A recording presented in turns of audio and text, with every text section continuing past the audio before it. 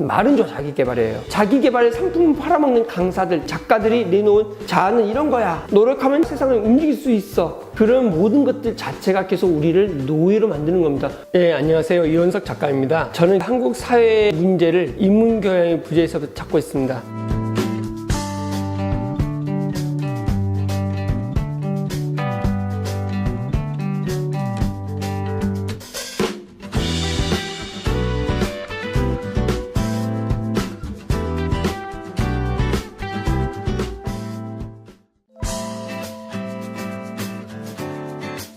자기 개발이라는 용어는요, 원래 의미는 셀프-헬프이고 하늘은 스스로 돕는 자에게 도와준다라는 의미거든요. 그러니까 이건 되게 이제 무서운 건데, 내가 노력 안 하면 하늘도 저를 이제 아몰랑 하는 거죠. 이게 이제 자기 개발이에요. 이게 이제 19세기 이후에 영국에서 시작돼서 미국을 통해서 이제 틀이 잡혀요. 미국이 이제 처음에 이제 영국에서나 유럽에서 온단 말이에요.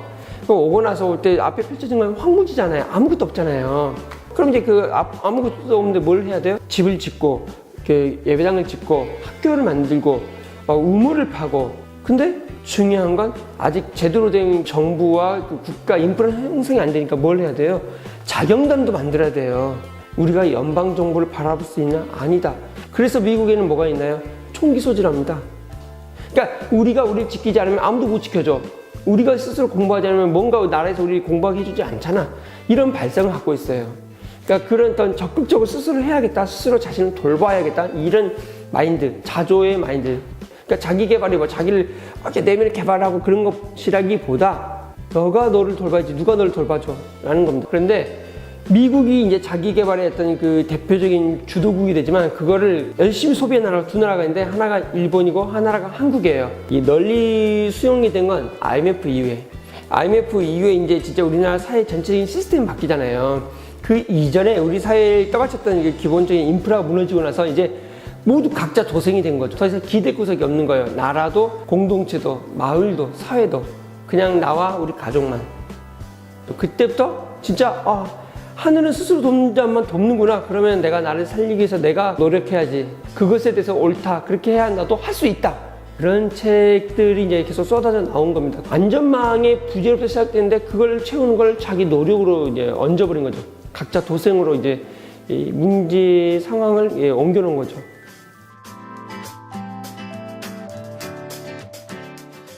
스티븐 코비의 이제 성공하는 사람들의 7가지 습관은 핵심 기반 원리가 자기 주도성의 원리죠. 사실 좋은 말이잖아요. 그죠? 내 인생의 주인은 나잖아. 근데 뭐가 문제일까? 원래 스티븐 코비가 이 자기 주도성의 원리를 말한 건 빅토르 프랑클이 말한 것에서부터 기원하는데요. 빅토르 프랑클은 어떠한 자극에도 불구하고 나란 존재를 지켜낼 수 있다라는, 나의 고유한 반응을 할 수 있다는 것을 말을 하거든요. 빅토르 프랑클은 죽음의 수용소라는 책을 썼는데 이 책을 보면 알겠지만 아우슈비츠 수용소에 끌려간 사람이에요. 그리고 자기 있었던 수용소에서 유일한 생존자입니다. 어느 날 수용소에서 한 친구가 자고 있는데 악몽을 꾸고 있었어요. 고민했습니다. 깨울까 말까. 나 깨우지 않습니다. 왜? 그가 눈을 뜨고 깨어난 곳은 그 악몽의 세상보다 더 악몽 같은 곳이니까. 그러한 악몽 같은 현실에서 내가 인간으로 존재할 수 있는 그 자유, 이 자유를 말하는 거거든요. 이 반응의 자유는 굉장히 중요한 겁니다. 자, 그런데 스티븐 코비의 이론을 가지고서 확장시키면 결국 어떤 거냐면 어떠한 자극이나 어려움에도 불구하고 내가 성공할 수 있다. 결국 성공의 자유를 말합니다.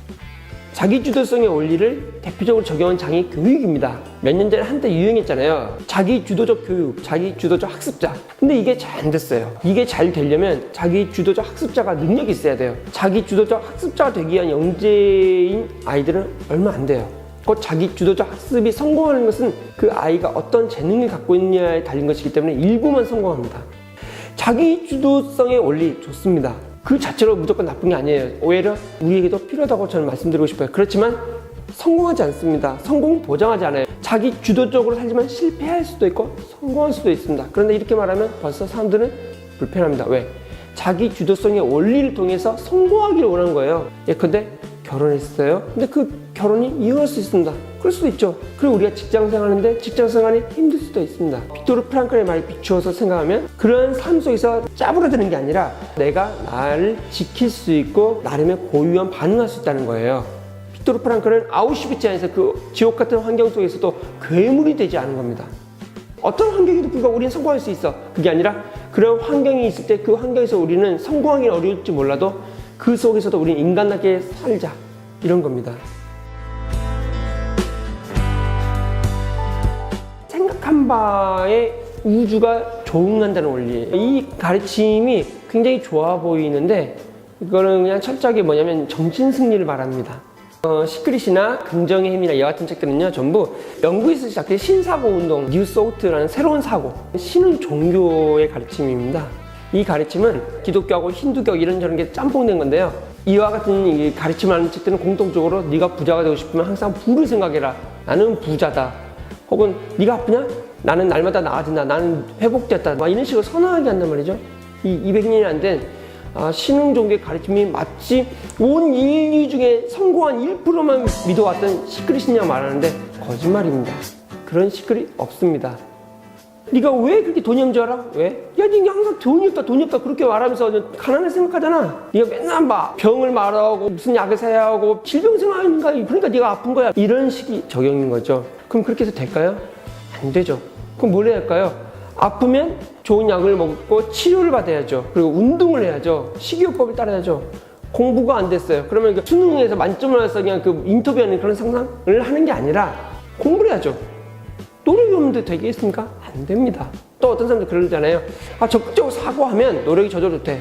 진짜? 레알? 사실 노력을 하면 분명 어느 정도 성과를 거둘 텐데 이 사람들은 그 이전에 생각이 모든 걸 결정한다고 합니다. 내가 좋은 마음을 가지면 온 우주가 도와준다라는 그 스티븐 코비의 성공한 사람들의 7가지 습관, 이 책이 널리 팔렸을 때는요 미국에서는 한참 그 경제적으로 풍요로울 때였어요. 하면 된다라는, 노력하면 된다는 가능성이 있었어요. 근데 부시가 될 때 경제적으로 어려웠거든요. 노력해도 안 될 때 무슨 책이 팔렸느냐? 바로 시크릿이 팔린 겁니다. 노력해도 안 돼요. 그럼 뭘 해야지? 적극적인 사고방식 갖고 생각하면 돼 라는 책이 나오니까 열광한 거예요. 노력을 해도 안 되니까 꿈을 꾸게 된 거예요. 내가 적극적으로 생각을 안 해서 이렇게 된 거구나 라고 뭔가 새로운 어떤 복음, 새로운 약속에 귀 기른 거죠. 저는 그거는 노력해도 안 돼서 힘들어하고 좌절하는 사람한테 사기친 거라 생각합니다. 첫째, 힐링한다고 해서 성공하는 건 아니다. 두 번째, 힐링은 토닥토닥이 아니다. 그 힐링이 잘못된 거냐?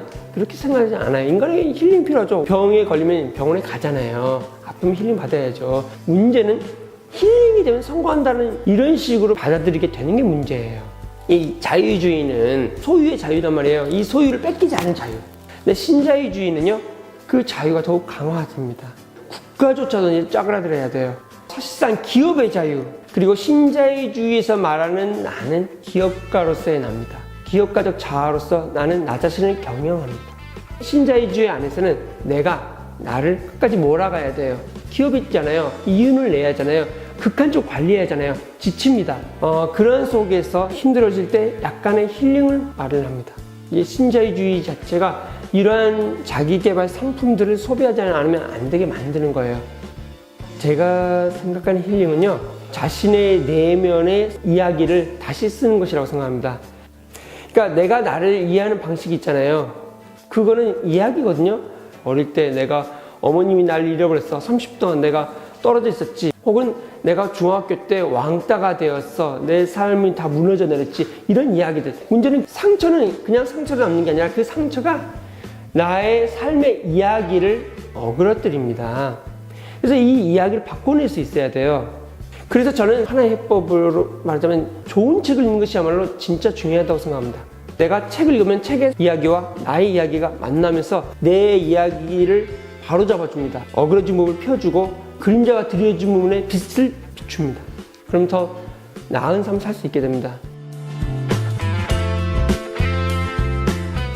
지금 우리 자기개발 강조하는 이유는 이 사회적인 인프라가 무너져서이기 때문이잖아요. 제가 생각하는 해법은 셀프 헬프 대신에 이치아드 헬프, 서로 돕는 것을 말합니다. 몇 년 전만 해도 예를 들어서 각 지역마다 약간 정신이 조금 이상한 사람들이 동네 돌아다니는 경우가 흔했어요. 이상하지 않았어요. 지금은 안 보입니다. 왜냐하면 내보질 않기 때문입니다. 왜 내보내지 않냐면 이제는 마을에서 그것을 받아들일 역량이 사라졌기 때문에 마을이 마을을 구시지 못하죠. 사실 이렇게 하면서 내가 내 곁에 기댈 수 있는 사람들이 하나둘씩 사라졌단 말이에요. 인간이 인간 되려면 공동체가 필요합니다. 그냥 조직이구나 사이구나가 아니라 진짜 나를 믿고 맡길 수 있는 누군가 필요해요. 근데 지금 과연 그런 사람 찾을 수 있느냐? 어렵죠. 그래서 사람들이 이제는 뒤늦게 협동조합이나 마을 공동체나 이런 걸 만들기 시작한 겁니다. 함께 할 수 있는 친구, 동지를 찾아 나선 거예요. 함께 한다는 건 내가 남을 받아줄 그릇이 돼야 돼요. 그건 나에게뿐 아니라 상대에게도 마찬가지죠. 쉬운 일이 아니에요. 지금 그게 안 된 거예요. 만들 수 있는 역량. 근데 그런 역량을 하려면 제가부터 먼저 필요한 게 내면의 변화인데 전 독서에서부터 저는 시작돼야 한다고 봐요. 같이 읽는 것, 혼자 읽는 게 아니라 함께 읽는 것을 말하고 싶어요. 같이 책을 읽음으로써 우리의 이야기를 만들어가는 것이죠. 하나의 국가가 존립하려면 신화가 있어야 합니다. 마치 우리에게 단군 신화가 있듯이 어떤 국가적 단위 이야기를 만듭니다. 하나의 그 공동체가 바로 서려면 공동체 이야기를 만들어야 합니다. 함께 모여서 책을 읽으면서 우리의 이야기를 만드는 게 필요합니다. 물론 꼭 책이 아니냐 뭐 이런 식으로 말하면 책이 아닌 다른 방식도 가능하겠죠. 하지만 책은 가장 안전한 매개수단입니다. 나눔의 매개수단. 책 이야기를 통해서 나의 이야기를 경유해서 들려주게 되거든요. 그런데 상대방 이야기 또 듣게 됩니다. 그리고 서로 이야기 주고받으면서 우리의 이야기를 만들어갈 수 있는 역량이 커져가요. 우리가 좋아하는 복지 강국인 덴마크, 공교육을 플러스 알파로 시민학교가 있는데 폴리호이 스콜레 같은 여기에서 마을 단위로 모여서 같이 읽고 공부하고 토론합니다. 나눕니다. 그러면서 공동체 역량이 생겨요. 그리고 그 공동체 역량이 나아가서 우리 공동체와 우리 마을과 우리 도시와 우리 나라를 바꿀 수 있는 정책에 대한 공부를 하고 국가적 차원의 이해까지 할 수 있는 좋은 준비가 됩니다. 거창한 길 갈 거 없어요. 지금은 먼저 내가 함께 하고 싶은 사람과 함께 우리 공부하자. 그것도 어려우면 그냥 아무 독서 모임이라도 가서 한 달보단 반년을, 반년보단 1년을, 1년보단 2년, 3년 하면 더 좋아요. 내 안에서 함께 공동체 만들어갈 역량을 키워갈 수 있어요. 우리라고 하는 것을 만들어갈 수 있는.